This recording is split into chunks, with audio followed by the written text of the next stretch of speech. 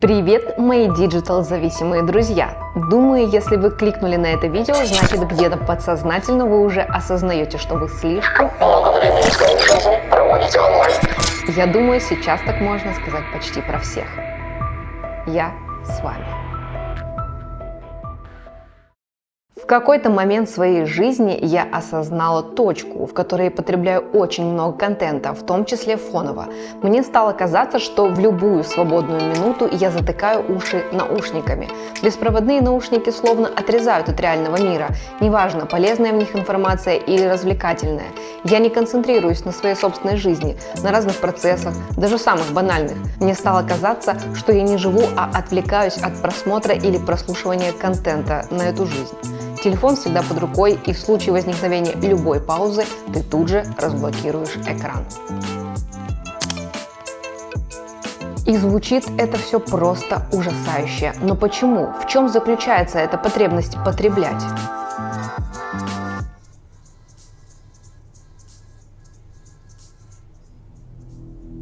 Стадия первая. Осознание. Для начала необходимо разобраться, почему мне постоянно нужно что-то потреблять. Так я узнала о дофамине. Дофамин – это нейромедиатор и гормон, который отвечает за предвкушение удовольствия и мотивацию. Дофамин по праву занимает место главного наркотика современности. Почему? Потому что отвечает за удовольствие, и сегодня тысячи компаний и мировых производителей готовы нам его подарить. Секс, онлайн-игры, еда, социальные сети, просмотр разных видео, шопинг. Дофамин везде, где есть удовольствие, и чтобы его было больше, нужно потреблять. Чем проще способ получения дофамина, тем быстрее мозг садится на эту иглу. А ведь по факту дофамин нужен нам для достижения целей. Но создавать проекты, добиваться успехов и все вот это куда сложнее, чем посмотреть сериал с любимым бургером или позалипать на короткие ролики. Понимаете, откуда родом успех ТикТока? Короткое видео – это быстрый результат, а равно быстрый дофамин. Посмотрел, получил дозу, и так дальше и до бесконечности. Бесконечность. Бесконечная лента в ТикТок, Запретграме, YouTube, во всех маркетплейсах, Авито, Озон, Wildberries затягивает так, что не оторваться. А после – опустошение. Любая зависимость – это замещение.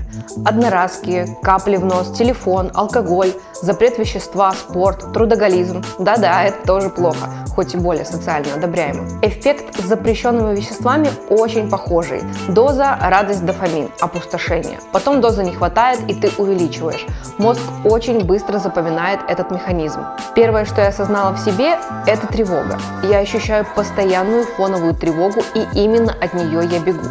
Оказавшись в тишине, мне пришлось столкнуться с собой лицом к лицу. И это оказалось непросто. Тревога напрямую связана с дофамином. Те обстоятельства, в которых мы сейчас живем, огромное количество информации, которую наш мозг не успевает переваривать, только повышают ее. Таким образом, с помощью использования телефона, социальных сетей и YouTube мы ее заглушаем, но тем самым порождая новую. И всем известное HQD тому доказательство. Многие люди утверждают, что чувствуют себя тревожно уже в тот момент, когда прибор не находится у них в руке. То же самое с телефоном. Стадия 2. Поиск решения. Запретить нельзя использовать. Куда ставить запятую? Вы наверняка слышали, что многие пробовали отказаться от социальных сетей на 24 часа, неделю, месяц и так далее. Но меня не интересует история диеты, когда ты пересидел, а потом наел все свои килограммы контента обратно. Мне нужна смена образа жизни. И вот что я взяла за правило, которое вывела путем проб и ошибок за несколько месяцев работы. Первое. Никакого телефона с утра. Раньше, чтобы проснуться, я тянулась к телефону сразу. Мне необходимо было проверить, кто написал, что там вышло на YouTube, чтобы включить что-то на фон под утреннюю рутину. Даже при условии, что я давно исключила Instagram и разные быстрые видео, на это уходило полчаса. Тебе дольше не хочется подниматься, а все утренние дела кажутся очень удручающими, поэтому ты до последнего что-то читаешь онлайн. Просыпаясь без телефона, я намного активнее и быстрее начинаю свой день. Больше успеваю, и как следствие мне хочется взять телефон куда позже и куда реже. Правило 2. Я отключила все уведомления, кроме банка и чатов людей, с которыми я общаюсь. Самое опасное в самом телефоне – это именно момент, когда ты берешь его в руки. Разработчики и дизайнеры операционной системы и приложений потрудились над тем, чтобы тебе было настолько комфортно, что ты проводил с гаджетом как можно больше времени, утопая в лентах покупок на Wildberries, бессмысленных поисках жилья на Авито или в социальных сетях. Разные уведомления провоцируют тебя как минимум взять телефон, чтобы их очистить или просто взглянуть на телефон. А дальше все как в тумане. Первое время я по привычке в каждую паузу доставала и разблокировала телефон, останавливая себя лишь на моменте, когда у меня уже открывалось какое-нибудь приложение или какая-нибудь социальная сеть. Я задавала себе вопрос: тебе действительно сейчас это надо? Тебе действительно сейчас это интересно? И снова убирала телефон обратно. Но все-таки телефон продолжал часто оставаться у меня в руке. Это избегание скуки, от которой мы сильно отвыкли. Но скука на самом деле это место и время для рождения новых идей, новых мыслей, новых проектов. Не нужно ее избегать. Дайте себе пространство для мысли. Правило номер 3. Никакого телефона в туалете и в ванной. Сюда же про время наедине с собой. Да, туалет и ванна. Туалет — это прям беда. Засеките, сколько времени с телефоном вы тратите на туалет. Точно ли вам необходимо столько? Или вы просто уединяетесь там и в волю удовлетворяете свою зависимость? Я понимаю, туалет – это какое-то место уединения, где ощущение облегчения крепко сплетается с дофаминовым удовольствием от контента. И эта связка очень трудно разрушима. Я знаю тех, кто слушает контент даже в душе. Прямые эфиры, Twitch, подкасты. Но мне кажется, что это именно то, от чего следует избавиться. Это точно те моменты, которые помогают тебе побыть наедине с собой, прислушаться к себе, тщательнее ухаживать за собой, обратить внимание на свое настроение, на свое физическое состояние, на свое тело. Это точно поможет снизить экранное время.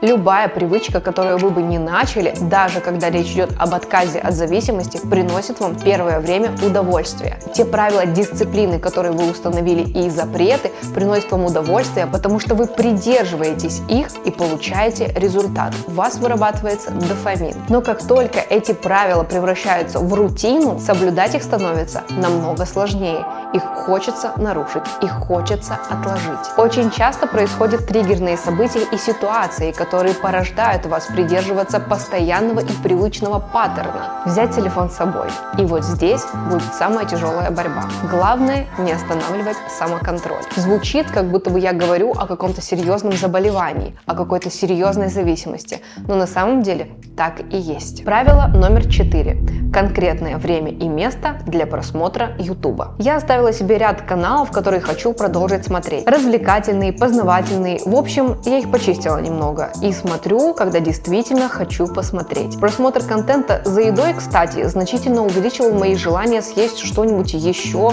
А еще очень часто за просмотром я ела что-то сладкое. Все мы любим что-то посмотреть за едой, потому что это еще одна золотая связка дофамина для мозга. Вкусная еда плюс контент. Двойная доза. И как следствие постоянное переедание. Стадия 4. Как не вернуться назад? Я четко осознала причину своего постоянного потребления контента. Я переехала в новую страну, в которой у меня не было друзей и привычной деятельности. День стал не такой насыщенный, и большая его часть проходила дома. Работа на компьютере все усугубляла, потому что компьютер – это источник YouTube и любого другого контента. Я начала вязнуть. Но разобравшись, откуда растут ноги, дальше идти стало куда легче.